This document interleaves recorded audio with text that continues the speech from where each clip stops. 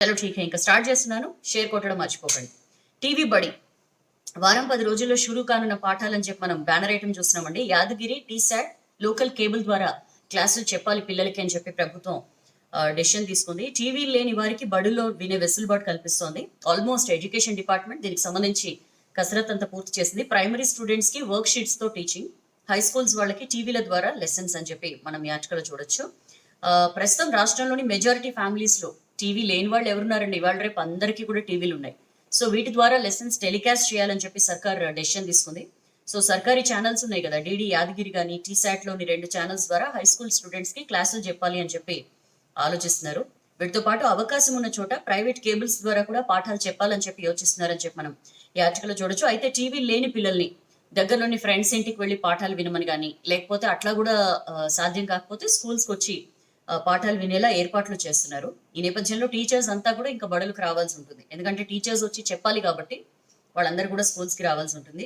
So బడిలో కాకుండా online ద్వారా బడి గంట మోగబోతోంది అని చెప్పి మనం ఈ ఆర్టికల్ చూస్తున్నాం. ఎందుకంటే ఇప్పట్లో స్కూల్స్ తెరిచే ఆలోచన అయితే కష్టమే. ఎందుకంటే రోజు రోజుకి కేసులు ఎట్లా పెరుగుతున్నాయో మనకు తెలుసు. సో ఈ టైంలో స్కూల్స్ ఓపెన్ చేసి పిల్లల్ని రిస్క్ లో పెట్టడం ఖచ్చితంగా ప్రభుత్వాలకు ఇష్టం ఉండదు. ఆగస్టు 15 తర్వాత ఈ అకాడమిక్ ఇయర్ కి సంబంధించి డెసిషన్ తీసుకుంటామని చెప్పి కేంద్ర ప్రభుత్వం చెప్పింది. బట్ అయినా ఇప్పుడు సిచ్యుయేషన్ చూస్తే అది కూడా కొంచెం కష్టతరం అయ్యేలానే ఉంది. అందుకని చెప్పి ఇంట్లోనే ఉండి పిల్లలు క్లాసులు వినేలాగా కార్యాచరణ రూపొందించింది. ఆల్రెడీ మనకు తెలుసు private and corporate schools already మొదలు పెట్టేశాయి. చాలా కాలంగా ఎంత ఒత్తిడి చేస్తున్నాయి పేరెంట్స్, ఇవన్నీ కూడా మనం చూస్తున్నాం. సో పెద్ద ఆందోళన అయితే కనిపిస్తోంది. ఆల్రెడీ వాళ్ళేమో స్టార్ట్ చేసేసారు. గవర్నమెంట్ స్కూల్స్ పిల్లలకి ఇంకా ఏమీ చేయకపోతే వెనుకబడిపోతారు అన్న ఒక ఆందోళన బాగా నెలకొంది పేరెంట్స్ లో కానీ వీళ్ళలో. అందుకని చెప్పి ఇంకా స్టార్ట్ చేయాలి. అసలు ఈ ఇయర్ 0 ఇయర్ అవుతుందా అని చెప్పి కూడా చాలా మందికి డౌట్స్ వచ్చినాయి. సో ఇప్పుడు ఆన్లైన్ క్లాసులు మొదలు పెట్టబోతున్నారని చెప్పి మనం ఈ ఆర్టికల్ చూడొచ్చు. దాని గురించి మనం ఇండెప్త్ చూద్దాం నెక్స్ట్ పేజ్ లో. అండ్ అదే పేజ్ లో ఆర్టీసీ నష్టాల జర్నీ. మనకు తెలుసు ఇతర పద్ధతుల్లో ఆర్టీసీ ఏ రకంగా అయినా సరే ఆదాయం సమకూర్చుకోవాలని ప్రయత్నాలు చేస్తున్నది మనకు తెలుసు. ఏంటంటే కార్గో స్టార్ట్ చేశారు, పార్సల్ సర్వీస్ స్టార్ట్ చేశారు. దీని ద్వారా 200 కోట్లు టార్గెట్ గా తెచ్చుకోవాలని చెప్పి పెట్టుకున్నారు. అండ్ ఆల్సో బస్ పాస్ కౌంటర్ని కూడా ఇప్పటిదాకా అవుట్ సోర్సింగ్ ఇచ్చేవారట. ఇప్పుడు దాన్ని కూడా సొంతంగా నిర్వహించుకోవాలని చెప్పి ఆర్టీసీ డెసిషన్ తీసుకుంది. అండ్ పెట్రోల్ బంక్స్ కూడా అవుట్ సోర్సింగ్ ద్వారా నడిపిస్తున్నారు. దీన్ని కూడా ఇంక నుంచి ఆర్టీసీయే నడపనుంది. అంతేకాకుండా ఆర్టీసీ డ్రైవింగ్ స్కూల్స్ కూడా మొదలు పెడుతోందని చెప్పి కూడా మనం చూసాం కదా. ఏదో ఒక రకంగా ఏదైతే టికెట్స్ ద్వారా ఏదైతే ఆదాయం లాస్ అవుతోందో దాన్ని ఎట్లయినా సరే భర్తీ చేసుకునే ప్రయత్నాల్లో ఆర్టీసీ ఉంది అని చెప్పి మనం చూస్తున్నాం. 1000 కోట్లు కోల్పోయిందండి 2 నెలల్లో. అంటే లాక్డౌన్ రెస్ట్రిక్షన్ సడలించిన తర్వాత ఇంటర్ స్టేట్ ఇంకా స్టార్ట్ కాకపోయినా ఇంటర్ డిస్ట్రిక్ట్ కానీ ఇవన్నీ స్టార్ట్ అయ్యాయి మనకు తెలుసు. అయినా సరే బస్సులు ఎక్కట్లేదు కరోనా ఎఫెక్ట్ తో జనం. అది బాగా ప్రభావం చూపిస్తోందని చెప్పి మనం ఈ ఆర్టికల్ చూస్తున్నాం. రోజుకి 2 కోట్లు కలెక్షన్స్ వస్తున్నాయి. అవి డీజిల్ కి కూడా సాల్తలేవని చెప్పి ఆఫీసర్లు చెప్తున్న పరిస్థితి. 2 నెలల్లో 600 కోట్ల వరకు నష్టం జరిగింది. 1000 కోట్ల కలెక్షన్స్ కోల్పోయామని చెప్పి ఆఫీసర్లు అంచనా వేస్తున్నారు. బస్సులు స్టార్ట్ అయ్యి 2 నెలలు అయినా సరే ఇంకా గాడిన పడలేదు పరిస్థితి అని చెప్పి చూస్తున్నాం. దాని గురించి కూడా ఇండెప్త్ చూద్దాం మనం నెక్స్ట్ పేజ్ లో. అవును, రాజస్థాన్ లో రాజకీయ తుఫాన్ తెలుసా మీకు? తెలియకపోతే వెయిట్ చేయండి, నేను చెప్తాను మనకి నేషనల్ న్యూస్ లో. అండ్ ఎంపీ అరవింద్ పై దాడి. నిజామాబాద్ ఎంపీ ధర్మపురి అరవింద్ పై వరంగల్లో బాహాటంగా టీఆర్ఎస్ నేతలు కార్యకర్తలు దాడికి పాల్పడ్డ సిచ్యువేషన్ అండి. రాళ్లు కోడిగుడ్లతో వాళ్ళ చేతిలో పట్టుకుని కాన్వాయ్ పైకి దూసుకుపోయి మరి దాడికి పాల్పడ్డారు. కారుకు అడ్డంగా నిలబడి కోడిగుడ్లు విసురుతూ వ్యతిరేకంగా నినాదాలు చేశారని చెప్పి మనం ఈ ఆర్టికల్లో చూస్తున్నాం. కారుపై కోడిగుడ్లు విసురుతూ చేతులతో గుద్దుతూ వీరంగం సృష్టించారు నడి రోడ్డు మీద. బీజేపీ కార్యకర్తలు అడ్డుకోవడంతో మొత్తం టీఆర్ఎస్ అండ్ బీజేపీ వర్గాల మధ్య తోపులాట కూడా జరిగింది. పిఆర్ఓ 2 బీజేపీ నేతలకు గాయాలయ్యాయి. వరంగల్ బీజేపీ ఆఫీస్ దగ్గర ఈ ఘటన జరిగిందని చెప్పి మనం చూస్తున్నాం.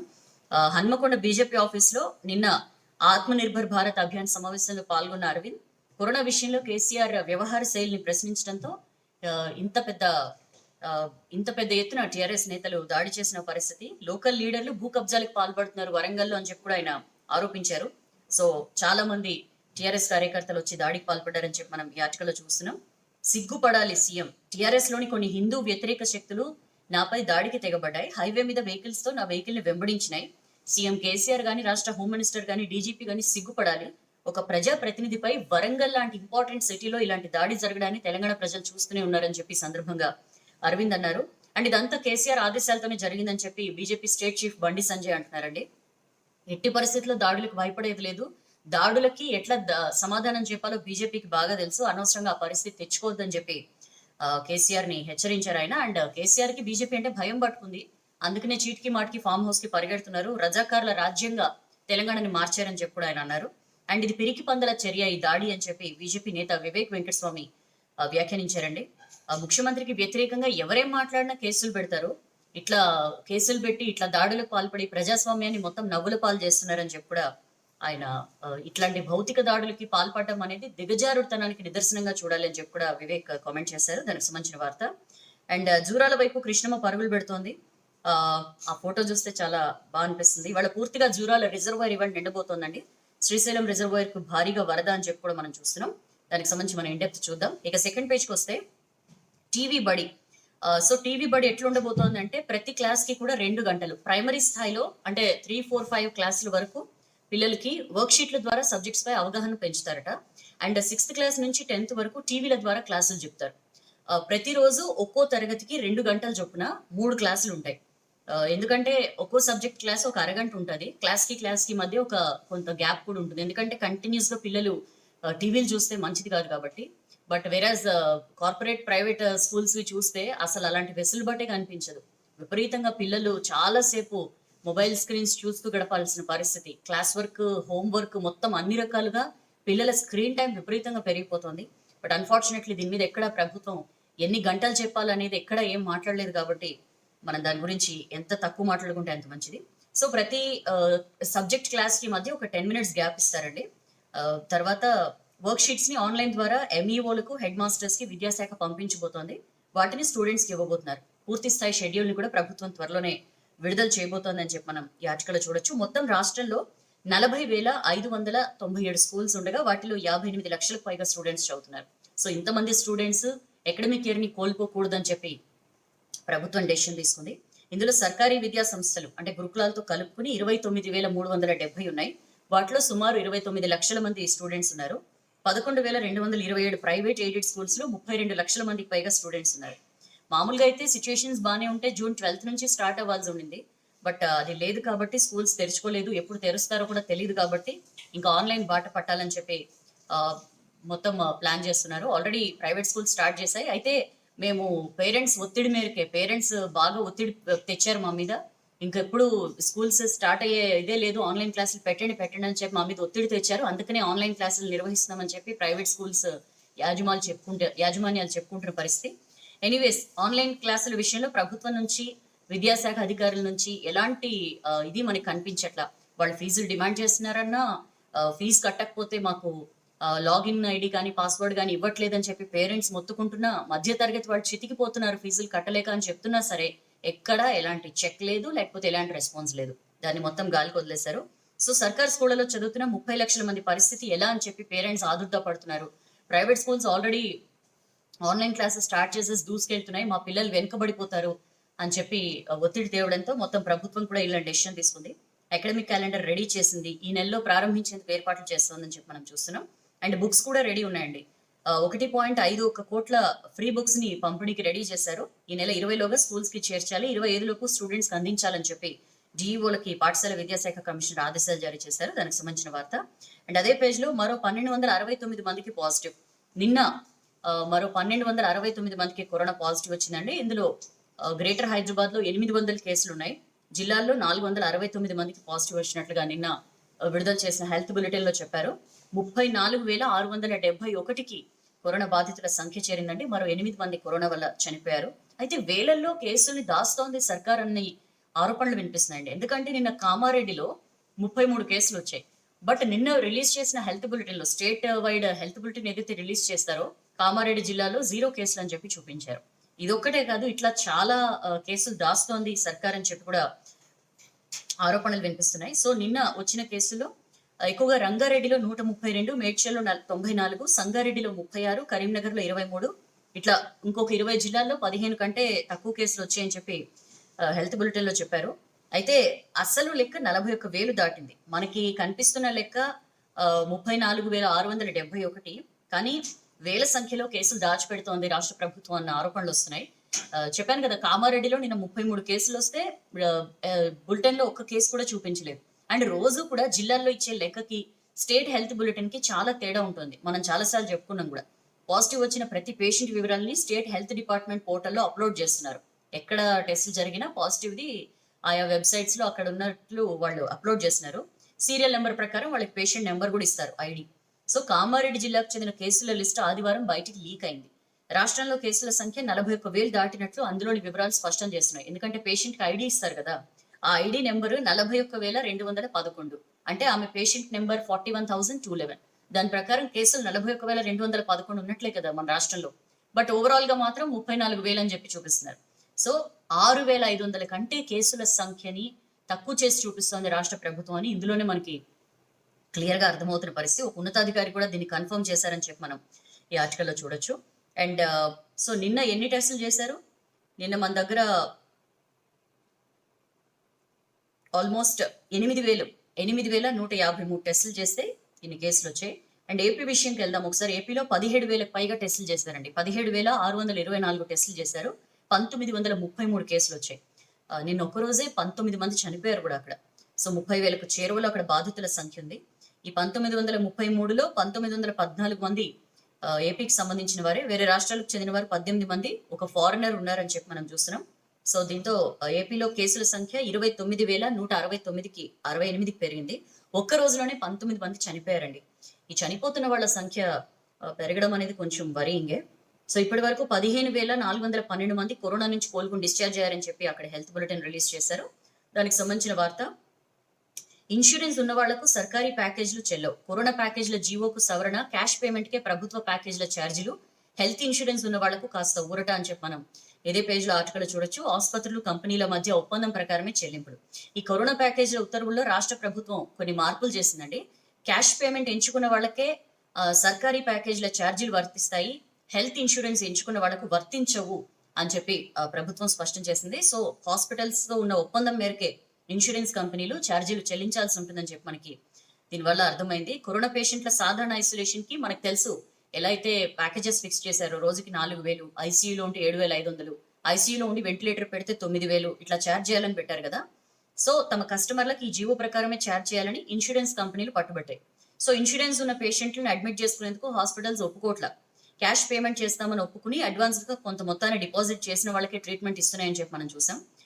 ఇప్పుడు క్యాష్ పేమెంట్ కే ప్రభుత్వ ప్యాకేజీల ఛార్జీలు, హెల్త్ ఇన్సూరెన్స్ ఉన్న వాళ్ళకు కాస్త ఊరట అని చెప్పి చూస్తున్నాం.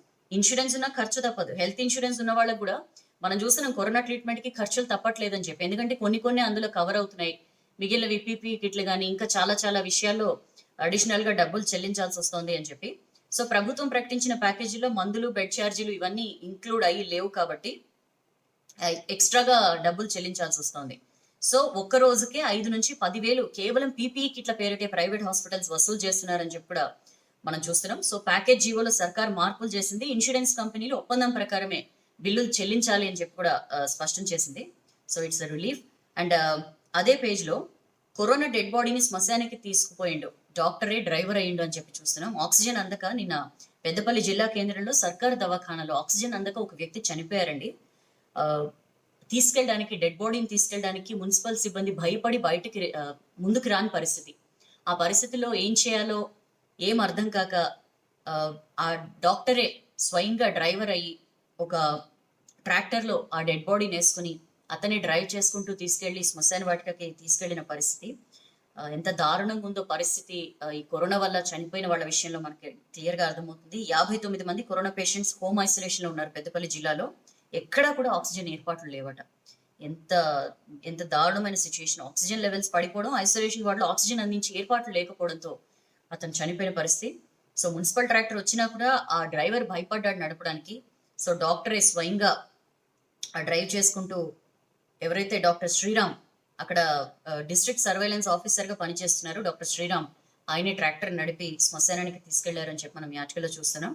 అండ్ అదే పేజ్ లో ఆర్టీసీ నష్టాల జర్నీ, జూన్ లో కలెక్షన్ 107 కోట్లే. సో ఎంత దారుణంగా రోజుకి 2 కోట్లు మాత్రమే కలెక్షన్ వస్తుంది. అది మాకు డీజిల్ ఖర్చులు కూడా సరిపోవట్లేదని చెప్పి చెప్తున్న పరిస్థితి. ఓన్ వెహికల్స్ కే మార్చి 22 నుంచి మనకు తెలుసు లాక్డౌన్ ప్రకటించారు. తర్వాత లాక్డౌన్ రెస్ట్రిక్షన్స్ అవి సడలించి 2 నెలలు అవుతున్నా సరే ఆర్టీసీ మూవ్మెంట్ విషయంలో బస్సులు కూడా తగ్గించారు. ఎక్కువగా జనాలు ఎక్కట్లేదని చెప్పి బస్సులు తగ్గించారు. బట్ ఉన్న బస్సులో కూడా జనం ఎక్కడానికి మొగ్గు చూపట్లేదు. చాలా మంది భయపడుతున్నారు. ఎక్కితే ఏమవుతుందో అండ్ అన్ని సీట్ల మేరకు ఎక్కించుకోవాలి అని చెప్పి కూడా రూల్స్ పెట్టారు. సో అన్ని సీట్లు కూడా ఫుల్ అవుతున్నాయి అనమాట. ఈ టైంలో ఏమో పక్కన ఎవరు కూర్చుంటున్నారో మనకేం తెలుస్తుంది అని చెప్పి కూడా చాలా మంది ఓన్ వెహికల్స్ ఉంటే ఓకే, లేదన్నా సరే ఎక్కువగా ప్రైవేట్ వెహికల్స్ మీద వెళ్ళడానికే మొగ్గు చూపుతున్నారు తప్ప బస్సుల వైపు అయితే చాలా మంది చూడట్లేదు. అందుకనే ఇంత లాస్లు వస్తున్నాయని చెప్పి మనం ఈ ఆర్టికల్లో చూస్తాం. ఎందుకంటే అన్ని సీట్లు ఫిల్ అవ్వాలి కాబట్టి ఫిజికల్ డిస్టెన్సింగ్ అనే మాటే ఉండదు. అందుకని చెప్పి కూడా ఎక్కువ మొగ్గు చూపట్లేదు దీని వైపు. And more over corona patients ఎట్లా పడితే అట్లా, అంటే ఆటోలు కానీ క్యాబులు కానీ బస్సులు కానీ ఎలా అయినా సరే తిరిగేస్తున్నారు కాబట్టి ఏమో ఎందుకు వచ్చిన గొడవ అని చెప్పి కూడా చాలా మంది వెనకాడుతున్నారు బస్సు ఎక్కాలంటే అని చెప్పి కూడా మనం ఈ ఆర్టికల్లో చూస్తున్నాం. 10,460 బస్సులు ఉన్నాయండి రాష్ట్రంలో ఆర్టీసీ బస్సులు. లాక్డౌన్ సడలింపుల తర్వాత 6,500 బస్సులు రెడీ చేశారు నడపడానికి. ఇందులో సిటీ ఇంటర్స్టేట్ బస్సులు పోగా ఆక్యుపెన్సీ లేకపోవడంతో 3,500 నుంచి 3,800 వరకు బస్సులు నడుపుతున్నారు. ఆక్యుపెన్సీ రేషియో 40% లోపే ఉంటుందంట. చాలా దారుణంగా ఉంది. సో రోజుకి 2 కోట్ల నుంచి 2.5 కోట్ల వరకు లాస్ వస్తుంది.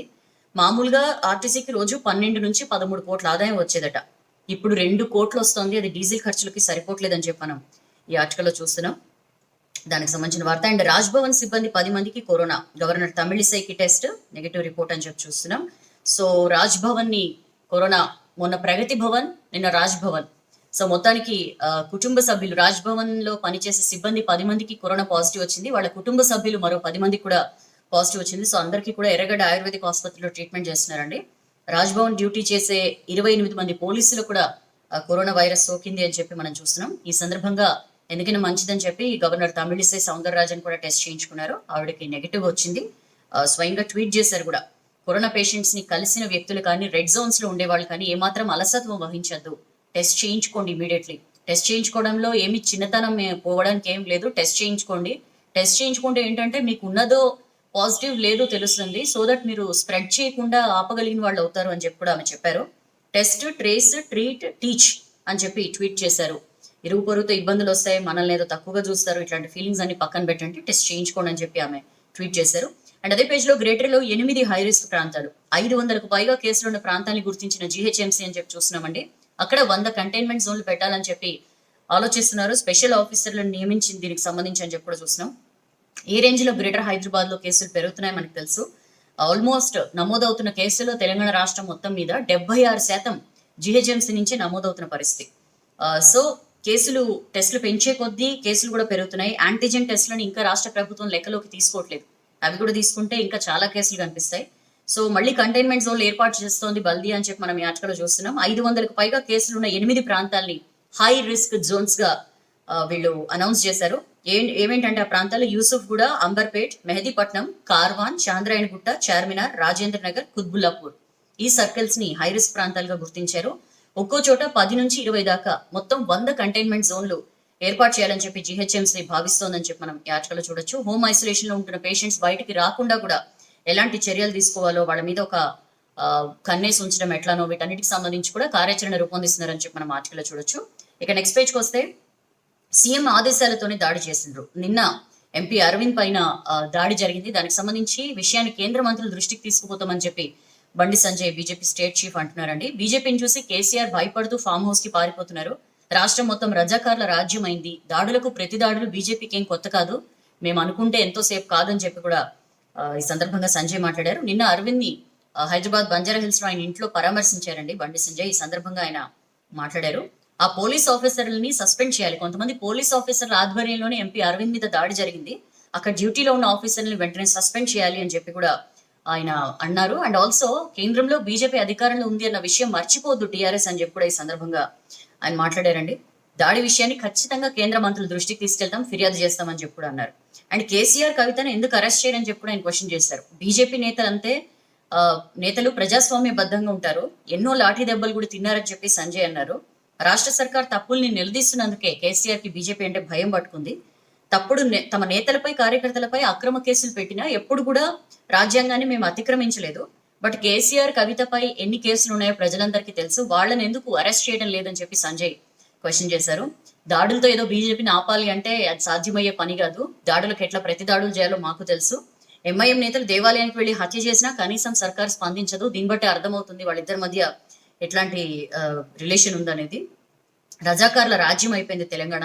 బెంగాల్లో మమతా బెనర్జీ, కేరళలో పినరయి విజయన్ పాలన మాదిరిగా ఇక్కడ కేసీఆర్ పాలన నియంతృత్వంగా నడుస్తోందని చెప్పి కూడా ఆ, బండి సంజయ్ తీవ్రంగా మండిపడ్డారు. టీఆర్ఎస్ మంత్రులు, ఎమ్మెల్యేల అవినీతి, భూ కబ్జాలపై ప్రతిపక్షంగా నిలదీయడమే మేము చేసిన తప్ప, అందుకే మా మీద దాడులకు పాల్పడుతున్నారా అని చెప్పి కూడా క్వశ్చన్ చేశారు. రాష్ట్ర అభివృద్ధి కోసం కేంద్రం ఎన్నో పథకాలు తీసుకొస్తోంది, కేంద్ర వాటా లేని పథకాలు అంటూ లేవు. అయినా సరే ఎప్పుడు కూడా కేంద్రం ఏం చేయట్లా అనడమే కేసీఆర్కి అలవాటైంది. అండ్ ప్రజల దృష్టిని మళ్లించడానికి సెక్రటేరియట్ కూల్చివేతను తీసుకున్నారని చెప్పి ఆయన విమర్శించారు. సో కేసీఆర్ తెలంగాణ జిన్నా రాష్ట్రాన్ని హిందూ వ్యతిరేకుల శక్తుల చేతుల్లో పెట్టిండ్రు అని చెప్పి అరవింద్ యాక్చువల్లీ దాడికి దారితీసిన పరిస్థితులు ఏంటో ఒకసారి చూద్దాం. ఆ, తెలంగాణ రాష్ట్రాన్ని హిందూ వ్యతిరేకుల చేతిలో పెట్టారని చెప్పి నిన్న అరవింద్ ఆరోపించారండి. కల్వకుంట్ల కుటుంబానికి ప్రపంచవ్యాప్తంగా ఆస్తులు ఉన్నాయి, వీటన్నిటిని త్వరలోనే బయట పెడతానని చెప్పి ఆయన అన్నారు. 2023 తర్వాత ఎవరైనా సరే కల్వకుంట్ల ఫ్యామిలీని కలవాలంటే చెంచల్ కూడా జైలుకి పోవాల్సి ఉంటుందని చెప్పి అన్నారు. నిన్న హన్మకొండ బీజేపీ ఆఫీస్ లో ఆత్మనిర్భర్ భారత్ అభియాన్ సమావేశంలో పాల్గొన్నారు ఎంపీ అరవింద్. ఆ పార్టీ అర్బన్ జిల్లా అధ్యక్షురాలు రావు పద్మతో కలిసి మాట్లాడారు. ప్రజలు కష్టాల్లో ఉంటే సీఎం ఫామ్ హౌస్ లో గడుపుతున్నారు. తాను మహాత్మా గాంధీతో పోల్చుకున్న కేసీఆర్ తెలంగాణ రాష్ట్రానికి మహమ్మద్ అలీ జిన్నాలా మారారు అని చెప్పి కూడా ఆయన అన్నారు. హిందూ ధర్మానికి మొట్టమొదటి వ్యతిరేక ఎవరైనా ఉన్నారంటే అన్డౌటెడ్లీ కేసీఆర్, ఆయన కుటుంబం, ఆ తర్వాత ఓవైసీ అని చెప్పి ఆయన వ్యాఖ్యానించారు. కేంద్రం 4,849 కోట్లు ఇస్తే రాష్ట్రం ఏం చేసింది? కరోనా కష్టకాలంలో కేంద్రం ఇతోధికంగా సాయం చేసింది రాష్ట్రాలకి. 20 లక్షల కోట్ల ప్యాకేజ్ ఇస్తే ఆ ఫలాలు అందకుండా సీఎం ఫ్యామిలీ రాష్ట్రాన్ని దోచుకుంటుందని చెప్పి కూడా మాట్లాడారు. స్టేట్ డిజాస్టర్ రెస్పాన్స్ ఫండ్ కింద 224 కోట్లు ఇస్తే ఎట్లా వినియోగించుకున్నారో మాత్రం చెప్పడం లేదు, మొత్తం దాన్ని పక్కదోవ పట్టించారని చెప్పి కూడా ఆయన కామెంట్ చేశారు. అనేక రకాలుగా N95 మాస్కులు, పీపీఈ కిట్లు, హైడ్రాక్సీ క్లోరోక్విన్ మాత్రలు, ఇట్లా అనేక రకాలుగా కేంద్ర సాయం ఉంది అని చెప్పి కూడా మాట్లాడారు. అండ్ ఆల్సో కవిత ఆదర్శంగా దాస్యం వినయ్, నరేందర్ కబ్జాలకి పాల్పడుతున్నారని చెప్పి ఈ సందర్భంగా ఆయన కామెంట్ చేశారు. మాజీ ఎంపీ కవిత ఖాళీ భూమి కనిపిస్తే చాలు కబ్జా చేసేస్తారు, నిజామాబాద్ లో మహిళా కాలేజ్ భూమిని ఆక్రమించారని చెప్పి అరవింద్ ఆరోపించారు. ఆమెను ఆదర్శంగా తీసుకునే ప్రభుత్వ చీఫ్ విప్ దాస్యం వినయ్ భాస్కర్ కానీ, వరంగల్ తూర్పు ఎమ్మెల్యే నన్నపనేని నరేందర్ గాని బిల్లా రంగగా తయారయ్యారని చెప్పి ఆయన ఆరోపణలు చేశారు. వరంగల్ కు స్మార్ట్ సిటీ కింద విడుదలైన 200 కోట్లు ఏమయ్యాయో చెప్పాలి, అసలు దీని మీద కంప్లీట్ డీటెయిల్స్ ఇవ్వాలని చెప్పి కలెక్టర్ ఆయన డిమాండ్ చేశారు. అండ్ ఆల్సో నిజామాబాద్ లో అమృత్ స్కీమ్ కింద వచ్చిన దాంట్లో 90% నిధుల్ని మిషన్ భగీరథకి కన్వర్ట్ చేశారు. ఇక్కడ కూడా అదే పరిస్థితి ఉంది వరంగల్లో అని చెప్పి ఆయన కామెంట్ చేశారు. వరంగల్ హెరిటేజ్ సిటీగా డెవలప్ చేయడానికి హృదయ్ కింద 40 కోట్లు విడుదల చేస్తే అసలు ఆ డబ్బులు ఏమైనాయి? అట్లా విడుదల చేస్తే కేంద్ర మంత్రిని పిలవకుండా స్వయంగా కేటీఆర్ఏ ప్రారంభోత్సవాలు చేశారు. ఇది ఎంతవరకు కరెక్ట్ అని చెప్పి కూడా ఆయన క్వశ్చన్ చేశారు. అండ్ జిల్లా కలెక్టర్ క్యాంప్ ఆఫీస్ వెళ్లి MGM లో ఉన్న సమస్యలు, స్మార్ట్ సిటీ ఫండ్స్ తదితర విషయాల గురించి కలెక్టర్ కి వినతి పత్రం కూడా ఇచ్చారు. సో ఆయన చేసిన ఈ భూ కబ్జాకి సంబంధించిన కామెంట్స్ కానీ, లేకపోతే ఆయన కేసీఆర్ తెలంగాణ జిన్నా అని చెప్పి కామెంట్ చేయడం కానీ రుచించక టీఆర్ఎస్ కార్యకర్తలు అరవింద్ పై దాడికి పాల్పడ్డారు. మనం అదే పేజ్ లో చూడొచ్చు. ఆయన తిరిగి వెళ్తున్న టైంలో ఒక్కసారిగా గుంపుగా వచ్చారు టీఆర్ఎస్ నేతలు, కార్యకర్తలు. ఎంపీ కార్ పైకి రాళ్లు, కోడిగుడ్లు అవి విసిరి పెద్ద ఎత్తున వీరంగం సృష్టించారు. అక్కడే ఉన్న బీజేపీ కార్యకర్తలు అడ్డుకున్నారు కూడా. సో వీళ్ళు రెండు వర్గాల మధ్య కూడా తోపులాట జరిగింది. సో చాలా ఉద్రిక్త పరిస్థితులు ఏర్పడ్డాయి. తోపులాటలో వరంగల్ PRO నిశాంత్, 2 బీజేపీ నేతలకి గాయాలయ్యాయని చెప్పి కూడా మనం ఈ ఆర్టికల్లో చూడొచ్చు. 6గురిపై కేసు నమోదు చేసినట్లు పోలీసులు చెప్తున్నారు. దాడికి ముందే సుబేదారి సిఐ అజయ్ సహా ఇతర సిబ్బంది బీజేపీ ఆఫీస్ కి చేరుకోవడంతో టీఆర్ఎస్ కార్యకర్తలు రాళ్లు, కోడిగుడ్లతో దూసుకురావడం ఇవన్నీ చూస్తుంటే ముందే చాలా పక్క ప్లాన్ ప్రకారమే దాడి జరిగిందనే విషయం మనకు అర్థమవుతుంది. బీజేపీ నేతలు ఆరోపిస్తున్నారు. టీఆర్ఎస్ కార్యకర్తలు పదుల సంఖ్యలో వచ్చి దాడి చేశారు, పోలీసులు మొత్తం కూడా ఏకపక్షంగా వ్యవహరించారని చెప్పి వాళ్ళు అంటున్న పరిస్థితి. ఎంపీ అరవింద్ చేసిన వ్యాఖ్యలకి కౌంటర్ గా ప్రభుత్వ చీఫ్ విప్ వినయ్ భాస్కర్, వరంగల్ తూర్పు MLA Nannapaneni Narender TRS party camp office లో ప్రెస్ మీట్ పెట్టారు. సో తమ పార్టీ ఆఫీస్ పై, ఎంపీపై జరిగిన దాడిని ప్రశ్నించేందుకు బీజేపీ వరంగల్ అర్బన్ జిల్లా అధ్యక్షురాలు రావు పద్మ ఆధ్వర్యంలో నేతల ఆఫీస్ కి బయలుదేరారు. అప్పటికే అక్కడికి పోలీసులు చేరుకున్నారు. దాడికి ఎందుకు ఒడిగట్టారు మీరని చెప్పి క్వశ్చన్ చేయడానికి బయలుదేరుతుండగా రావు పద్మని ఇతరుల్ని అరెస్ట్ చేశారని చెప్పి మనం ఈ ఆర్టికల్లో చూడొచ్చు. సో మొత్తం దాడిని అందరూ కూడా ఖండించారండి. మురళీధర్ రావు బీజేపీ జాతీయ ప్రధాన కార్యదర్శి మాట్లాడుతూ దీన్ని తీవ్రంగా ఖండిస్తున్నాం. బీజేపీ నేతల మీద దాడి చేయడం వల్ల రాజకీయంగా ఏం లబ్ధి ఉండదు, బీజేపీ ఇంకా బలపడుతుందని చెప్పి ఆయన మాట్లాడారు. అండ్ బీజేపీ అంటే టీఆర్ఎస్ కి భయం పట్టుకుంది, అందుకే ఎంపీ అరవింద్ మీద దాడులకు పాల్పడ్డారని చెప్పి ఎమ్మెల్యే రాజాసింగ్ అంటున్న పరిస్థితి. టీఆర్ఎస్ కంటే ఎక్కువగా మేము దాడులు చేయగలం, కానీ మాకు అలాంటి అలవాట్లు లేవని చెప్పి కూడా ఆయన అన్నారు. అండ్ నిరసనలు చేపడతాం, మొత్తం రాష్ట్ర వ్యాప్తంగా కూడా ఈ దాడులకి నిరసిస్తూ ఆందోళన కూర్చుంటామని చెప్పి బీజేపీ ఎమ్మెల్సీ రామచంద్రరావు అంటున్నారు. ఒక ఎంపీకి ఇంత దారుణంగా పరాభవం జరగడం ఏంటి, అసలు ఆయనకి రక్షణ లేకపోవడం ఏంటి, పోలీసులు ఏం చేస్తున్నారు అని చెప్పి ఆయన క్వశ్చన్ చేశారు. దాడులతో బీజేపీని అడ్డుకోలేరు అని చెప్పి బీజేపీ నేత పొంగులేటి సుధాకర్ రెడ్డి అంటున్నారు. ఎట్టి పరిస్థితుల్లో బీజేపీ ఎదిగి తీరుతుంది, ఎదుగుదలను ఆపాలని చెప్పి ఇట్లాంటి దాడులకు పాల్పడితే మీ వల్ల కాదని చెప్పి ఆయన అన్నారు. దాడి చేసిన వాళ్ళని అరెస్ట్ చేయాలని బీజేపీ రాష్ట్ర ప్రధాన కార్యదర్శి ప్రేమేందర్ రెడ్డి అంటున్నారండి. ఖచ్చితంగా అక్కడ ఎవరైతే బీజేపీ వరంగల్ అర్బన్ జిల్లా అధ్యక్షురాలు రావు పద్మ, వరంగల్ రూరల్ అధ్యక్షుడు కొండేటి శ్రీధర్ తదితరులతో పాటు పార్టీ కార్యకర్తలను అరెస్ట్ చేయడాన్ని ఆయన ఖండించారు. ఎవరైతే దాడులకు పాల్పడ్డారో వాళ్ళని వెంటనే అరెస్ట్ చేయాలని చెప్పి కూడా అన్నారు. టీఆర్ఎస్ కార్యకర్తలను అరెస్ట్ చేయాలని కృష్ణసాగరరావు కూడా డిమాండ్ చేశారు. రాక్షస పాలన నడుస్తోంది సీఎం కేసీఆర్ నాయకత్వంలో అని చెప్పి ఎంపీ సోయం బాపురావు అండ్ మాజీ మంత్రి డీకే అరుణ మండిపడ్డారు. నిజామాబాద్ ఎంపీ ధర్మపురి అరవింద్ పై ఇంత బాహాటంగా ఇంత దారుణంగా దాడి జరగడం ఏంటి? భూ కబ్జాలకు మారుపేరుగా మారారు టీఆర్ఎస్ మంత్రులు, ఎమ్మెల్యేలు. అవినీతి, భూ కబ్జాలు అంటే టీఆర్ఎస్ నేతలే గుర్తొస్తారని చెప్పి కూడా వాళ్ళు కామెంట్ చేశారు. ఎంపీకి రక్షణ కల్పించాల్సిన పోలీసులు ముందుండి మరి దాడులు పురిగొల్పారు అని చెప్పి కూడా వాళ్ళు కామెంట్ చేసిన పరిస్థితి.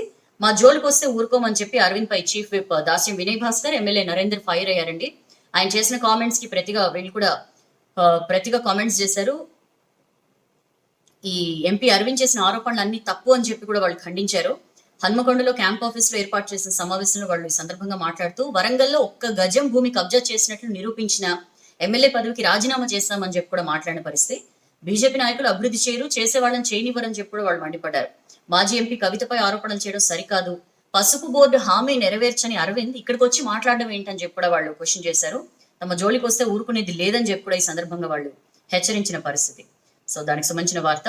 అండ్ నెక్స్ట్ పేజ్కి వస్తే కేసీఆర్ది అరాచక పాలన అని చెప్పి కాంగ్రెస్ నాయకురాలు విజయశాంతి కామెంట్ చేశారండి. ప్రజలకు అందుబాటులో ఉండాల్సిన సీఎం ఎప్పుడు ఫామ్ హౌస్ లో ఉంటారో, ఎప్పుడు ప్రగతి భవన్కి వస్తారో ఎవరికి అర్థం కాదని చెప్పి కూడా అన్నారు. ఇదేనా మీరు చెప్పిన బంగారు తెలంగాణ అని చెప్పి కూడా ఆమె క్వశ్చన్ చేసింది. హెల్త్ స్టాఫ్ ఎన్ని అవమానాలు పాలవుతున్నారో, కరోనా టైంలో ప్రాణాలకి తెగించి సేవలు అందిస్తున్న వాళ్ళు, నర్సులు వాళ్ళు కూర్చుని ఆందోళనలు వాటికి పిలుపునివ్వడం ఏంటి? పోస్టింగ్లు, సీనియారిటీ, జీతాల విషయంలో జరుగుతున్న అన్యాయాన్ని ప్రశ్నిస్తూ నర్సులు రోడ్డు ఎక్కితే జవాబు చెప్పలేక రాష్ట్ర సర్కార్ నీళ్లు నమ్ముతోందని చెప్పి కూడా ఆమె కామెంట్ చేశారు. దానికి సంబంధించిన వార్త.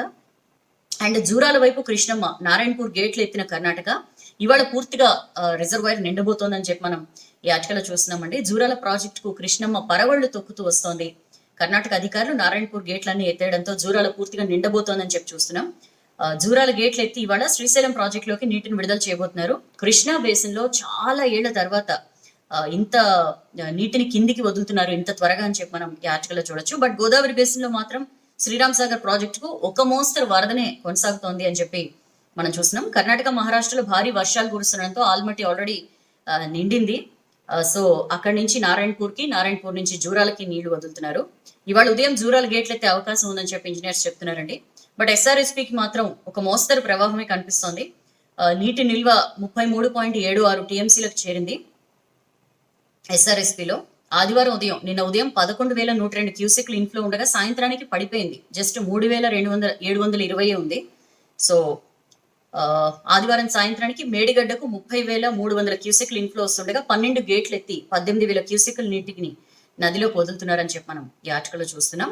అండ్ ఎస్ఆర్ఎస్పీ నీళ్లు 30 లక్షల ఎకరాలకు నిన్న ఇరిగేషన్ మీద రివ్యూ చేశారండి సీఎం కేసీఆర్. మొన్న వ్యవసాయ శాఖ, నిన్న ఇరిగేషన్ శాఖ మీద రివ్యూ చేశారు.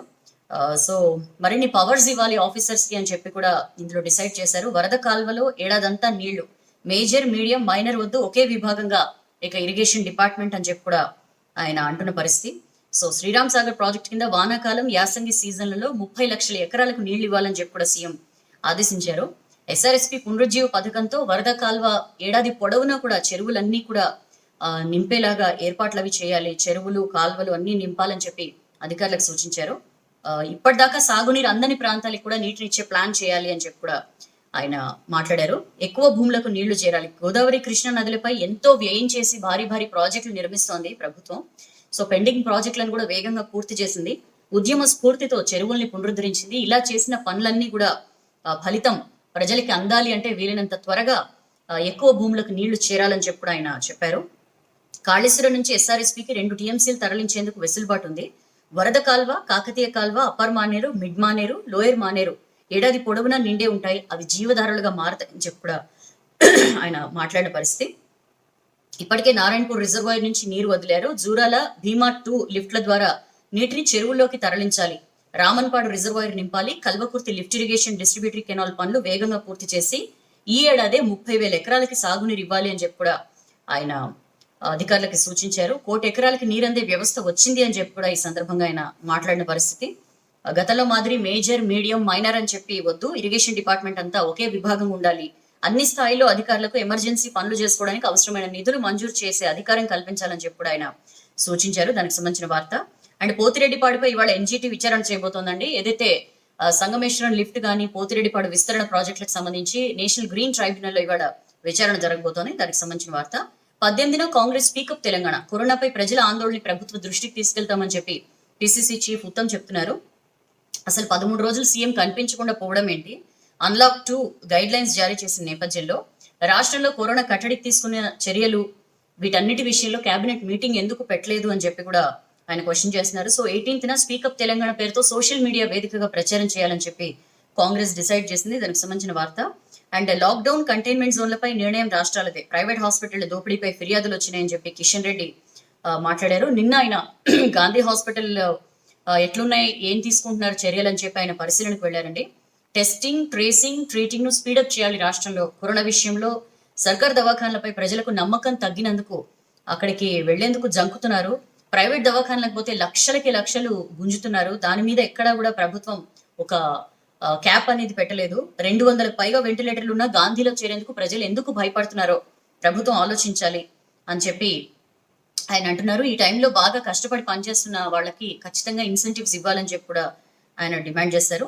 1220 వెంటిలేటర్లు ఇచ్చాం రాష్ట్రానికి, 7,44,000 మాస్కులు ఇచ్చామని చెప్పి మొత్తం కేంద్రం ఏమేమి చెప్పింది, కరోనా నివారణకు 215 కోట్లు మంజూరు చేశామని చెప్పి కూడా కిషన్ రెడ్డి చెప్పారు. దేశవ్యాప్తంగా 1,239 కోవిడ్ ఆసుపత్రులు ఉన్నాయి, 5 లక్షల బెడ్లు, 34,479 ఐసీయూ బెడ్లు మొత్తం అన్ని ఉన్నాయి. కంటైన్మెంట్ జోన్లు ప్రతి ఒక్కరికి టెస్ట్ చేయాలి. బీబీ నగర్ ఎయిమ్స్ ని కోవిడ్ ఆసుపత్రిగా మార్చే ఆలోచన లేదు. ఒకవేళ రాష్ట్రం కోరితే ఖచ్చితంగా ఎయిమ్స్ ని కోవిడ్ ఆసుపత్రిగా మార్చేందుకు ప్రయత్నిస్తామని చెప్పి అన్నారు. దేశంలో మరణాలు తక్కువగా ఉన్నాయి, మన దగ్గర ఒక 2 to 3% మన దగ్గర మరణాలు సంభవిస్తున్న పరిస్థితి ఉంది. చాలా ఎఫిషియెంట్ గానే లాక్డౌన్ లాంటి డెసిషన్స్ వల్ల ఎఫిషియెంట్ గానే కంట్రోల్ చేయగలిగింది మన దేశం అని చెప్పి కూడా కిషన్ రెడ్డి అన్నారు.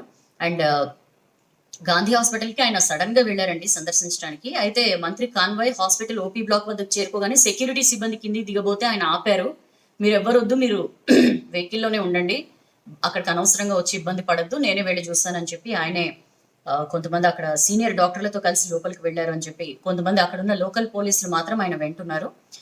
ఎందుకంటే చాలా మంది లీడర్స్, సెక్యూరిటీ సిబ్బందికి వాళ్ళందరికీ కరోనా సోకుతోంది కాబట్టి ఆయన జాగ్రత్తలు తీసుకున్నారని చెప్పి చూస్తున్నాం. అండ్ గాంధీలో ప్లాస్మా బ్యాంక్ పెట్టాలని చెప్పి ఆలోచన చేస్తోందండి. ఎందుకంటే చాలా ప్రైవేట్ హాస్పిటల్స్ అనధికారికంగానే వ్యాపారం చేస్తున్నాయని చెప్పి ప్రభుత్వం దృష్టికి వచ్చింది. ప్రైవేట్ హాస్పిటల్స్ మీరు అంటే ఎవరైతే కరోనా రికవర్డ్ పేషెంట్స్ ఉంటారో మీరు ప్లాస్మా డొనేట్ చేస్తే మీకు ఇంత డబ్బులు ఇస్తామని చెప్పి వ్యాపారం చేస్తున్నాయి. ఇట్లా చేయడం కరెక్ట్ కాదు, చర్యలు తీసుకుంటామని చెప్పి డిఎంఈ చెప్తున్నారు. ప్రైవేట్ హాస్పిటల్స్ ఇట్లాంటి వ్యాపారం చేస్తే అవుట్ సోర్సింగ్ నర్సుల జీతాల పెంపుకు సర్కార్ హామీ ఇచ్చిందని చెప్పి మనం ఇదే ఆర్టికల్లో చూడొచ్చు. మామూలుగా Gandhi and ESI Sanath Nagar hospitals లో మాత్రమే ఈ ప్లాస్మా ట్రీట్మెంట్ కి ఐసీఎంఆర్ అనుమతి ఇచ్చింది. కానీ చాలా ప్రైవేట్ హాస్పిటల్స్ లో థెరపీ చేసేస్తున్నారట.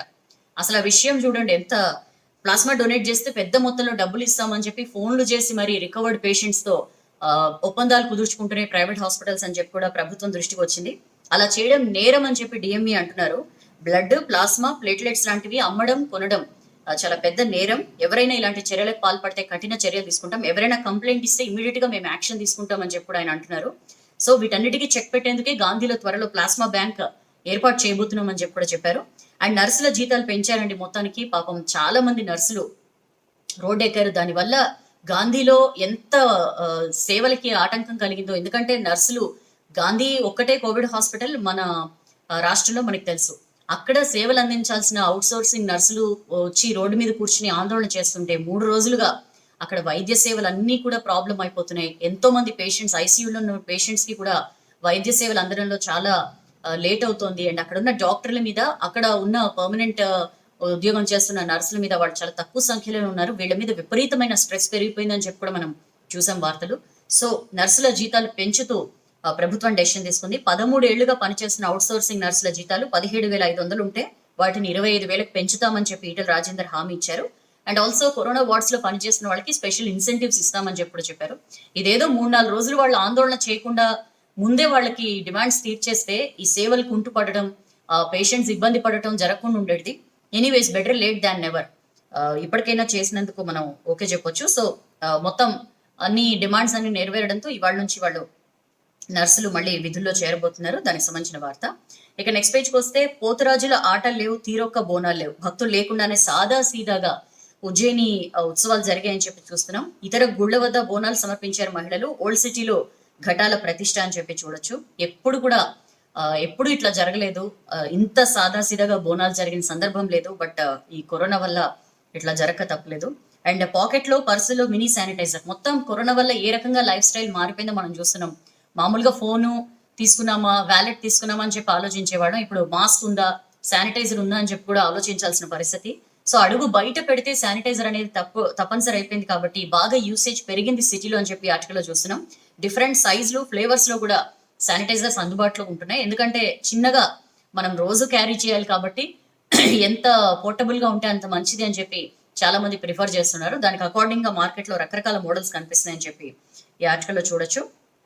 కలెక్టరేట్ లో కరోనా టెన్షన్. హైదరాబాద్ కలెక్టరేట్ లో కరోనా టెన్షన్ పట్టుకుందండి. నాట్ ఓన్లీ కలెక్టరేట్, అన్ని చోట్ల కరోనా టెన్షన్ ఉంది. 10 మంది ఉద్యోగులు ఆల్రెడీ కరోనా బారిన పడ్డారు. సో ఇప్పుడు మిగిలిన వాళ్ళందరిలో కూడా బాగా టెన్షన్ నెలకొందని చెప్పి ఆర్టికల్ చూడొచ్చు. ఇక నెక్స్ట్ పేజ్కి వస్తే లేని మైనింగ్ పేరిట 100 కోట్ల భూమికి టెండర్. వరంగల్ రూరల్ జిల్లా కొత్తగట్టులో ఎమ్మెల్యే కొడుకు లీజ్ దందా అని చెప్పి మనం ఈ ఆర్టికల్ చూడొచ్చు. పెద్దపల్లి జిల్లాలోని అధికార పార్టీ ఎమ్మెల్యే కొడుకు, ఆయన మామ కలిసి ఈ వరంగల్ రూరల్ జిల్లా ఆత్మకూరు మండలంలో కొత్తగట్టు దగ్గర శ్రీ సాయి క్రషర్స్ పేరుతో ఒక క్వారీ నడుపుతున్నారు. అయితే ఈ క్రషర్ నిర్వహణకు కావాల్సిన మైనింగ్ ఇతరత్ర పూర్తి స్థాయి పర్మిషన్లు ఇప్పటి వరకు రాలేదని చెప్పి ఆఫీసర్స్ అంటున్నారు. దీని పక్కనే ఒక 68 ఎకరాల ప్రభుత్వ భూమి ఉంది. ఇందులో సుమారు 20 ఎకరాలు పేద రైతులకి అసైన్ చేశారు. సో కొన్నేళ్లుగా వాళ్ళు దాన్ని దున్నుకుంటున్నారు. అయితే మిగిలిన 48 ఎకరాల భూమి పరకాల మెయిన్ రోడ్ ఆనుకుని ఉంటుంది. ఇంకా మెయిన్ రోడ్ ఆనుకుని ఉంటుందంటే అది ఏ స్థాయిలో దాని రేట్ ఉంటుందో మనం ఊహించవచ్చు. 1-2 కోట్ల పైగా పలుకుతుందట. సో దాన్ని ఎట్లయినా చేజిక్కించుకోవాలని కుట్రకు మామ అల్లుళ్ళు తెరలేపారని చెప్పి మనం ఈ ఆర్టికల్లో చూస్తున్నాం. ఇందుకోసం ఎమ్మెల్యే కొడుకు పక్కా స్కెచ్ వేశాడు. ఆ భూముల్లో ఖనిజ నిక్షేపాలు ఉన్నాయని దాన్ని వెలికి తీసేందుకు లీజ్ కి ఇవ్వాలని చెప్పి రెవెన్యూ అండ్ మైనింగ్ శాఖకు అప్లై చేస్తున్నాడు. అసలు ఎవ్వరికి ఎలాంటి అనుమానం రాకుండా తన పలుకుబడిని ఉపయోగించి 48 ఏకర్స్ 48 ఎకరాల్ని మెయిన్ రోడ్ ఆనుకున్న 48 ఎకరాల్ని కొద్దిగా కబ్జా చేయాలని భావించాడు. 2018లో ఒక తహసీల్దార్ ద్వారా 18 ఎకరాలు, 19లో మారిన మరో తహసీల్దార్ ద్వారా 8 ఎకరాలు ఖాతాలో వేసుకున్నాడు. మూడోసారి ఇంకో తహసీల్దార్ సాయంతో అక్రమ లీజ్ కు రూట్ క్లియర్ చేస్తుండగా మొత్తం భూభాగోతం బయటపడింది అని చెప్పి మనం ఈ ఆర్టికల్లో చూస్తున్నాం. డబుల్ బెడ్రూమ్ ఇండ్లు గోదాముల కోసం అని చెప్పి అనుకున్నారు. న్యాయం కోసం కలెక్టర్ కు గ్రామస్తులు మొరపెట్టుకుంటున్నారని చెప్పి ఈ ఆర్టికల్లో చూస్తున్నాం. రెవెన్యూ సహకారంతో ఇప్పటికే 26 ఎకరాల ప్రభుత్వ భూమి రిజిస్ట్రేషన్ జరిగిపోయింది. సో ఈ లోకల్ ఎమ్మెల్యేపై ఊరోళ్ళందరూ కూడా నారాజు ఉన్నారని చెప్పి ఇదే ఆర్టికల్లో మనం చూడొచ్చు. ఓట్లేసి గెలిపించినందుకు మాకు డబుల్ బెడ్రూమ్ ఇండ్లు గోదాంలో వస్తాయని చెప్పి ఆశిస్తే ఎమ్మెల్యే బంధువులే విలువైన భూమిని కబ్జా చేయడం ఏంటని చెప్పి కూడా వీళ్ళందరూ మండిపడుతున్న పరిస్థితి. దానికి సంబంధించిన వార్త. అండ్ అదే పేజ్ లో పాలమూరు జిల్లా కేంద్రంలో ప్రముఖ మయూరి ఎకో పార్క్ పేరును రాత్రికి రాత్రే కేసీఆర్ ఎకో పార్క్ గా మార్చేశారని చెప్పి మనం చూడొచ్చు ఆ పిక్చర్ లో. యాక్చువల్లీ ఇవాళ కేటీఆర్ తో కలిసి మయూరి పార్క్ లో హరితహారం కార్యక్రమం ప్రారంభించాల్సింది. సో మంత్రుల పర్యటన కోసం నిన్న కలెక్టర్ వెంకట్రావు ఇతర అధికారులు మయూరి పార్క్ వద్ద ఏర్పాట్లవి పరిశీలించారు. అప్పుడు ఏం బోర్డు లేకుండే. బట్ రాత్రి 7 గంటల వరకు అయితే కేసీఆర్ ఎకో పార్క్ అనే బోర్డు వచ్చేసిందంట. మంత్రి శ్రీనివాస్ గౌడ్ ఆదేశాలతోనే ఇట్లా మారింది అని చెప్పి మనం ఆర్టికల్లో చూడొచ్చు.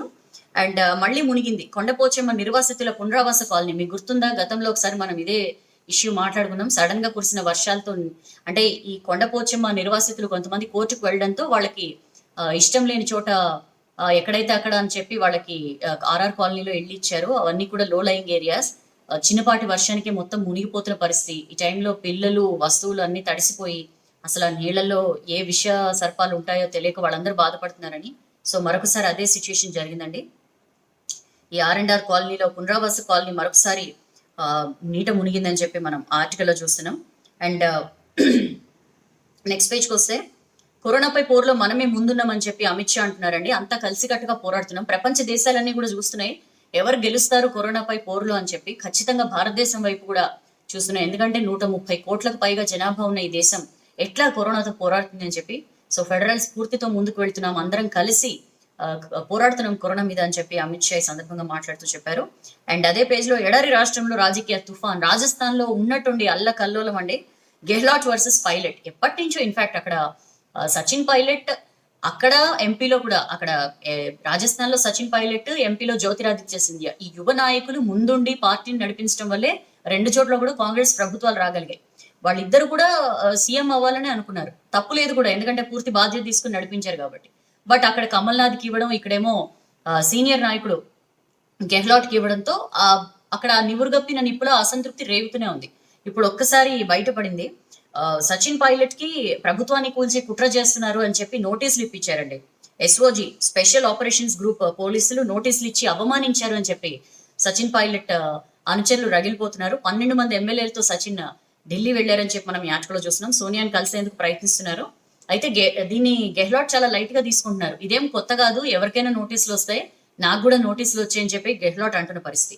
ఎవరు అతిథులు కాదని చెప్పి ఆయన హితవు పలుకుతున్నారు. కానీ సచిన్ పైలట్ వర్గీయులు మాత్రం ఓ పిసిసి చీఫ్ గా ఉన్నారు, డెప్యూటీ సీఎం గా ఉన్నారు రాష్ట్రానికి సంబంధించి. ఇట్లా నోటీసులు ఇచ్చి అవమానిస్తారా?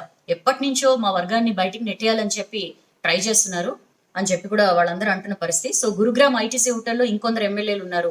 మొత్తం సచిన్ పైలట్ అంటున్నది ఏంటంటే నాతో 30 మంది ఎమ్మెల్యేలు ఉన్నారు అని చెప్పి సచిన్ పైలట్ అంటున్న పరిస్థితి. ఆయన జ్యోతిరాదిత్య సింధియాను కూడా కలిశారట ఢిల్లీలో. ఒక 3 నెలల క్రితమే పార్టీని వీడి బీజేపీలో చేరిన జ్యోతిరాదిత్యను కలిశారు. అయితే రాజకీయాలపై చర్చించారు. ఇంకొకసారి మళ్ళీ వీళ్ళు కలవరు అని చెప్పి ప్రతినిధులు చెప్తున్నమాట. అయితే టాలెంట్ కి విలువ లేదని చెప్పి జ్యోతిరాదిత్య అంటున్నారు. నా సహచరుడు సచిన్ పైలట్ ను రాజస్థాన్ సీఎం అశోక్ గెహ్లాట్ పక్కన పెట్టడం చాలా బాధిస్తోంది. కాంగ్రెస్ లో ఇంతే, టాలెంట్ కి సామర్థ్యానికి విలువ ఉండదు అని చెప్పి ఆయన అన్నారు. ఇంకెప్పుడు పార్టీ మేల్కొనేదని చెప్పి కాంగ్రెస్ సీనియర్ నేత కపిల్ సిబల్ క్వశ్చన్ చేస్తున్నారండి. కాంగ్రెస్ పార్టీలో పరిస్థితులు చూస్తుంటే గుబులు పుడుతోంది. ఈ సంక్షోభానికి తెరవేసేందుకు వెంటనే చర్యలు తీసుకోవాలి, పార్టీ అధినాయకత్వం ఇంకెప్పుడు మేల్కొంటుంది అని చెప్పి అని క్వశ్చన్ చేశారు. రాజస్థాన్ సీఎం మేకల మార్కెట్ గా మార్చారు బీజేపీని అని చెప్పి రాజస్థాన్ సీఎం అశోక్ గెహ్లాట్ అంటున్నారు. బీజేపీ రాజస్థాన్ నేతలు సిగ్గు లేకుండా తయారయ్యారు, ప్రభుత్వాన్ని కూల్చే కుట్ర చేస్తున్నారు, రాజకీయాల్ని మేకల మార్కెట్ గా మార్చేశారని చెప్పి అంటున్నారు. బట్ ఆయన చాలా ఆశాభావంగా ఉన్నారు. 5 ఏళ్లు ఖచ్చితంగా మా ప్రభుత్వం ఉంటుందని చెప్పి చూద్దాం ఏం జరుగుతుందో. ఇక పార్లమెంట్ సెషన్ పై త్వరలో నిర్ణయం తీసుకుంటామని పార్లమెంటరీ వ్యవహారాల మంత్రి ప్రహ్లాద్ జోషి చెప్తున్నారండి. మామూలుగా చాలా సార్లు ఆగస్టులో కూడా జరుగుతాయి వర్షాకాల సమావేశాలు, సెప్టెంబర్ దాకా టైం ఉంది కాబట్టి చూద్దాం అని చెప్పి అన్నారు. అండ్ నేను హెల్దీగానే ఉన్నాను, ఐసోలేషన్ లో లేనని మహారాష్ట్ర గవర్నర్ కోశ్యారి చెప్పారు. దానికి సంబంధించిన వార్త. చైనా కొత్త శత్రువేం కాదు. అదే పేజ్ లో బీజేపీ రాష్ట్ర ముఖ్య అధికార ప్రతినిధి కృష్ణసాగర్ రావు రాసిన ఆర్టికల్ ఉందండి. నెహ్రూ ఫ్యామిలీ 60 ఏళ్ల పాలన వల్లే ఈ పరిస్థితి వచ్చింది, చైనా కొత్త శత్రువేం కాదు. మెయిన్ గా ఏంటంటే చైనాని శత్రుదేశంగా అంచనా వేయడంలో ఇండియా 3 సార్లు తప్పటడుగులు వేసిందని చెప్పి చరిత్రను పరిశీలిస్తే నాకు అర్థమైందని చెప్పి ఈ ఆర్టికల్లో కృష్ణసాగర్ రావు రాశారు. అసమర్థ రాజకీయ నాయకత్వం. నెహ్రూ ఫ్యామిలీ దాదాపు 6 దశాబ్దాలు ఏలింది. ఎలాంటి పనులు చేయకుండా, మార్పులు తీసుకురాకుండా, సంస్కరణలు చేపట్టకుండా ఇంత దారుణంగా అధికారంలో అన్ని సంవత్సరాలు కొనసాగే అదృష్టం కాంగ్రెస్ కే దక్కిందని చెప్పి ఆయన అన్నారు. దేశీయంగా అంతర్జాతీయంగా ఎన్నో సమస్యలు, ఘర్షణలు ఏర్పడ్డాయి, అయినా ఒక్కదాన్ని కూడా సరిదిద్దడానికి కాంగ్రెస్ కృషి చేయలేదు. అసమర్థ రాజకీయ నాయకత్వం వల్ల ఇవాళ చైనా మనకి ఇంత పెద్ద శత్రువుగా నిలిచిందని చెప్పి చెప్తున్నారు. అండ్ అచేతన స్థితిలో అధికార యంత్రాంగం రాజకీయ పెద్దలకు బానిసలుగా ఉండే ఇంపీరియల్ పాలసీలను పట్టుకుని వేలాడుతూ ఫలితాల సాధనను గాలి కొదిలేసిన కారణంగా అధికార యంత్రాంగం పూర్తిగా ఒక అన్కాన్షియస్ స్టేజ్ లోకి జారిపోయింది, అచేతన స్థితిలో పడిపోయింది అని చెప్పి కూడా ఆయన ఈ ఆర్టికల్లో రాశారు. నిజాయితీకి విలువ లేదు, చైనా శత్రు దేశం అని చెప్పేందుకు తగిన ధైర్యం కానీ నిజాయితీ కానీ లేక దాన్ని కప్పిపుచ్చేందుకు ఇందిరాగాంధీ హయాంలోనే హిందీ చీనీ భాయ్ భాయ్ అని చెప్పి నినాదాన్ని ప్రచారం చేశారు. డెమోక్రసీలో నిజాలను దాచిపెట్టాల్సిన అవసరం లేదు, నిజాయితీ ఉండాలి పాలనలో అని చెప్పి కూడా ఆయన తన ఆర్టికల్లో ప్రస్తావించిన పరిస్థితి. ఇక నెక్స్ట్ పేజ్కి వస్తే యాంటీ బ్యాక్టీరియల్ సోప్స్ కు మస్తు గిరాకీ, కరోనా భయాలే కారణం. మొన్నటిదాకా బ్యూటీ సోప్స్, ఆ సోప్స్ ఈ సోప్స్ అని చెప్పి జనం కొనేవారు. బట్ ఇప్పుడు మొత్తం యాంటీ బ్యాక్టీరియల్ సోప్స్ కి గిరాకీ పెరుగుతోంది. కరోనా నుంచి తప్పించుకోవడానికి ఇలాంటి వాటి వైపు మొగ్గు చూపుతున్నారని చెప్పి మనం ఈ ఆర్టికల్లో చూస్తున్నాం. నేచురల్ సోప్స్ కి బాగా డిమాండ్ పెరిగింది, పెంచిన కంపెనీలు కూడా సరఫరాని పెంచాయని చెప్పి మనం ఈ ఆర్టికల్లో చూడొచ్చు. అండ్ దివాలా తీసిన చిన్న సంస్థలకు కేంద్రం స్పెషల్ స్కీమ్ తెచ్చి ఆలోచన చేస్తోందండి. Important article. Insolvency and bankruptcy code కింద ఈ స్కీమ్ త్వరలోనే వెల్లడించే ఛాన్స్ ఉందని చెప్పి చూస్తున్నాం. ఎంఎస్ఎంఈలు ఏవైతే ఈ లాక్డౌన్ వల్ల నష్టపోయి దివాలా తీస్తాయో వీటిని ఆదుకునేందుకు త్వరలోనే ఒక స్పెషల్ స్కీమ్ ని తీసుకురాబోతున్నట్లు ప్రభుత్వం ప్రకటించింది. So let us wait for that. And next page అదే పేజ్ లో ఊర్లే ముందుకు, నిరుద్యోగ రేటు తగ్గుతోంది ఊళ్ళలో, రూరల్ డిమాండ్ పెరుగుతోంది అని చెప్పి మనం ఈ ఆర్టికల్లో చూస్తున్నాం. మే మొదటి వారంలో 26% ఉండే రూరల్ అన్ఎంప్లాయ్మెంట్, జూన్ చివరి నాటికి 7.3% తగ్గింది అని చెప్పి మనం ఈ ఆర్టికల్లో చూస్తున్నాం. సో సానుకూల వాతావరణం కానీ, రికార్డు స్థాయిలో వేసవి పంటల విస్తీర్ణం కానీ, మెరుగుపడిన శీతాకాల పంటల దిగుబడి కానీ, అండ్ చాలా మంది వలస కూలీలు సొంతూళ్ళకి వెళ్ళిపోవడంతో వీళ్ళందరికీ పని కల్పించే ఏర్పాట్లు ప్రభుత్వం చేయడం కానీ, మొత్తం అనేక రకాలుగా రూరల్లో, గ్రామాల్లో నిరుద్యోగ రేటు తగ్గింది అని చెప్పి మనం ఈ ఆర్టికల్లో చూడొచ్చు. దానికి సంబంధించిన వార్త. అండ్ నెక్స్ట్ పేజ్కి వస్తే, నెక్స్ట్ పేజ్లో పత్తిని ఎక్కువగా వేస్తున్నారు. సో ఈసారి ఎప్పటి లెక్కనే పత్తినే ఎక్కువగా వేస్తున్నారని చెప్పి ఆర్టికల్లో చూస్తున్నాం. ఇప్పటిదాకా 47.12 లక్షల ఎకరాల్లో పంట సాగు చేశారు. రాష్ట్రంలో సాధారణ పత్తి సాగు 44.5 లక్షల ఎకరాలైతే ఇప్పటికే ఆ మార్కును దాటేసింది అని చెప్పి ఆర్టికల్లో చూస్తున్నాం. ఎందుకు ఎక్కువ వేస్తున్నారంటే, నల్లరేగడి భూములు పత్తి పంటకు అనుకూలం కాగా రైతులు అన్ని రకాల భూముల్లోనూ పత్తి వేస్తున్నారు. పెసరు, కంది, మక్కలు, జొన్న, సజ్జ లాంటి పంటలు వేస్తే కోతుల బెడద ఎక్కువగా ఉంటుంది. సో దీనికి తోడు పత్తి వర్షాధారితంగా పండుతుండడంతో ఎక్కువ మంది రైతులు ఈ పంట వైపే మొగ్గు చూపుతున్నారు అని చెప్పి కూడా మనం ఈ ఆర్టికల్లో చూస్తున్నాం. అండ్ డెంటల్ పేషెంట్లకు కరోనా టెస్ట్ కంపల్సరీ అని చెప్పి టీఎస్డిసి ఉత్తర్వులు జారీ చేసిందండి. కంపల్సరీ డెంటల్ చెకప్లకు వచ్చే పేషెంట్స్ కి ఖచ్చితంగా కరోనా టెస్ట్ చేయాలి. ఎందుకంటే వాళ్ళకి చాలా క్లోజ్ కాంటాక్ట్ లో డెంటిస్ట్ ఉంటారు కాబట్టి ఖచ్చితంగా చేయాలని తెలంగాణ స్టేట్ డెంటల్ కౌన్సిల్ ఆదేశాలు జారీ చేసింది. అండ్ సెక్రటేరియట్ కూల్చివేతపై ఇవాళ కీలకమైన విచారణ జరగబోతోంది. ఇవాళ దాకా బిల్డింగ్స్ కూల్చివేతపై ఆపాలి అని చెప్పి హైకోర్టు అనింది కదా. సో ఇవాళ పర్మిషన్స్ కి దానికి సంబంధించి ప్రభుత్వం ఎలాంటి డీటెయిల్స్ సబ్మిట్ చేస్తుందో మనం చూడాలి. దానికి సంబంధించి హైకోర్టులో ఇవాళ కీలకమైన విచారణ ఉంది. దానికి సంబంధించిన వార్త. అండ్ దుబే ఎన్కౌంటర్ పై ఎంక్వైరీకి స్పెషల్ ప్యానల్ ఏర్పాటు చేశారండి. రిటైర్డ్ జడ్జి నేతృత్వంలో యూపీ ప్యానల్ ఏర్పాటు చేసింది. 2 నెలల్లో రిపోర్ట్ ఇవ్వాలని చెప్పి కూడా ఆదేశించింది. అండ్ ఫస్ట్ టైం మాస్క్ పెట్టుకున్న ట్రంప్, మామూలుగా అసలు మాస్క్ ధరించే ఆలోచన లేదు, ధరించే ప్రసక్తే లేదని చెప్పి ఎన్నోసార్లు డొనాల్డ్ ట్రంప్ అన్న మాటలు మనకి తెలుసు. ఫస్ట్ టైం ఆయన మాస్క్ తో కనిపించారని చెప్పి చూస్తున్నాం. వాషింగ్టన్ లోని Walter Reed National Military Medical Center లో కరోనా పేషెంట్స్ ని చూసేందుకు వచ్చిన సందర్భంగా మాస్క్ ధరించి కనిపించారు డొనాల్డ్ ట్రంప్ అని చెప్పి చూస్తున్నాం. సో ఎంత వాళ్ళైనా సరే కరోనా వదలట్లేదు కాబట్టి ఖచ్చితంగా మాస్క్ ధరించడం కంపల్సరీ. ఇక లైఫ్ ఎడిషన్ కి వద్దామండి. లైఫ్ ఎడిషన్ లో ప్రతి ఇంట్లో నెలకొన్న సమస్యను అద్దం పడుతూ ఆర్టికల్ ఇచ్చారు. ఇంటి చదువు మెదడుకి బరువు, ఆన్లైన్ క్లాసులు, దీనివల్ల పిల్లలు ఇప్పటిదాకా అలవాటు లేని కొత్త తరహా ఎడ్యుకేషన్ కి వాళ్ళు బలవంతంగా అలవాటు పడాల్సిన పరిస్థితి. ఎక్కువ గంటలు స్క్రీన్ టైం కానీ, లేకపోతే ఆన్లైన్ క్లాసులో ఎవ్వరూ లేకుండా ఒంటరిగా ఉండడం కానీ, క్లాస్ రూమ్ వాతావరణాన్ని మిస్ అవ్వడం కానీ, ఫ్రెండ్స్ తో మాట్లాడో, ఫ్రెండ్స్ తో ఆడుకునో, అల్లరి చేసో, ప్లే గ్రౌండ్ లో ఆడుకునో ఏదో రకంగా కొంత రిలీఫ్ ఉండేది స్కూల్స్ ఉంటే. బట్ ఇప్పుడు ఇంటి చదువుకే పరిమితం అయిపోవడం వల్ల పిల్లల్లో విపరీతమైన స్ట్రెస్ వచ్చేస్తుంది, మెదడుకి బరువు అని చెప్పి మనం ఈ ఆర్టికల్లో చూస్తున్నాం. ఫ్రెండ్స్ లేరు, కుటుంబంలో కూడా ఎంతసేపు ఎంత దాకా వచ్చింది అనే స్ట్రెస్ ఎక్కువైపోతుంది. వాళ్ళు ఏదైనా చెప్పుకోవాలన్నా సరే ఎవరితో చెప్పుకోవాలో తెలియట్లా. పోనీ ఆన్లైన్ లో ఫ్రెండ్స్ తో ఏమైనా మాట్లాడుకుంటున్నా, చాట్ చేసుకుంటున్నా, వాళ్ళు ఏం మాట్లాడుతున్నారు ఏంటని చెప్పి పేరెంట్స్ ఎప్పుడు కూడా ఒక కన్నేసి ఉంచుతున్నారు. వీటన్నిటి వల్ల కూడా వాళ్ళు చెప్పుకోలేని స్ట్రెస్ కి గురవుతున్నారు పిల్లలు అని చెప్పి మనం ఈ ఆర్టికల్లో చూస్తున్నాం. దానికి సంబంధించి సైకాలజిస్టులు చెప్తున్నది ఏంటంటే, అమ్మా నాన్నలే అన్ని మార్చాలి. అమ్మా నాన్నలు ఏ రకంగా అయినా సరే, ఎంతసేపు మనం వాళ్ళ గ్యాడ్జెట్స్ ఇచ్చామో, ఆన్లైన్ క్లాసులు జరుగుతున్నాయా లేదా, హోంవర్క్ అయిందా లేదా, వీటి మీద కాకుండా కాస్త పిల్లలతో స్పెండ్ చేసే టైం ఎట్లయినా సరే, కొంతైనా సరే వాళ్ళతో స్పెండ్ చేసే టైంని కుదుర్చుకోవాలి. అప్పుడే వాళ్ళు స్ట్రెస్ నుంచి రిలీఫ్ అవుతారు. కాసేపు వాళ్ళతో ఆడుతూ పాడుతూ కొంత స్ట్రెస్ ని రిలీఫ్ చేసే యాక్టివిటీస్ కి ఎప్పుడు కూడా ట్రై చేస్తూ ఉండాలి. ఎంతసేపు చదివే కాకుండా ఏదైనా డ్రాయింగ్ లాంటి యాక్టివిటీస్ కానీ, ఇంకేదైనా వాళ్ళకి ఇష్టమైన వాటిల్లో కాసేపు వాళ్ళ మనసుని నిమగ్నం చేస్తే కొంతవరకు ఈ స్ట్రెస్ నుంచి బయటపడొచ్చు అని చెప్పి సైకాలజిస్ట్ చెప్తున్న పరిస్థితి.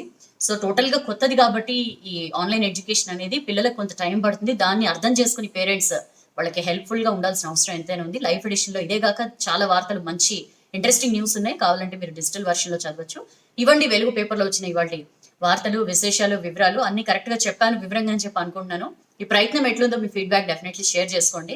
అండ్ మాస్క్ పెట్టుకోండి, ఫిజికల్ డిస్టెన్సింగ్ పాటించండి, హ్యాండ్స్ ఎప్పటికప్పుడు శుభ్రం చేసుకుంటూ ఉండండి, చాలా జాగ్రత్తగా ఉండండి. Corona is everywhere. So Donald Trump mask పెట్టుకున్నారంటే మనం అర్థం చేసుకోవచ్చు. ఎనీవేస్ వీళ్ళు వాళ్ళని లేదా అందరూ మాస్క్ పెట్టుకోవాలి, తప్పదు, మన ఓన్ సేఫ్టీ కోసం. So have a nice day అండి. Take care of yourself. నచ్చితే లైక్ చేయండి, బాగా నచ్చితే షేర్ చేయండి. బట్ రోజు వెయిట్ చేయండి, 7:45 కల్లా సౌజన్య వచ్చేస్తుంది వెలుగు పేపర్ని మీకు వినిపించడానికి. రేపు మళ్ళీ కలుద్దాం 7:45కి. Take care of yourself. Have a nice day. This is Soujanya signing of.